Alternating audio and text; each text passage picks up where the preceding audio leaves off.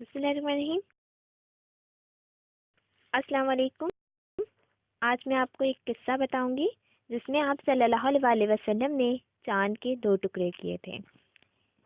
ان کا نام حبیب بن مالک تھا اور وہ یمن کے بہت بڑے سردار تھے۔ ابو جہل نے پیغام بھیجا کہ حبیب محمد صلی اللہ علیہ وسلم نے فنا تاریخ کو چاند کے 2 ٹکڑے کرنے ہیں، تم یہاں جاؤ اور چاند کو دیکھنا کہ وہ 2 ٹکڑے ہوتا ہے یا نہیں۔ چنانچہ حبیب بن مالک نے رخت سفر باندھا اور گویا ابو قیس پر پہنچ گئے۔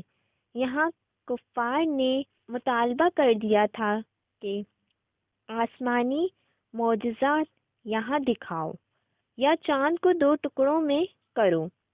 میرے آقا آپ صلی اللہ علیہ وسلم تشریف لائے، چاند کو 2 ٹکڑے کرے اور واپس تشریف لے گئے۔ قصاص الکبریٰ میں موجود ہے کہ 1.5 گھنٹے تک چاند 2 ٹکڑوں میں رہا۔ حبیب بن مالک یہ دیکھ کر حضور اکرم صلی اللہ علیہ وسلم کے پاس تشریف لے گئے اور بولے، یہ سب ٹھیک ہے لیکن بتائیں میرے دل کو کیا دکھ ہے؟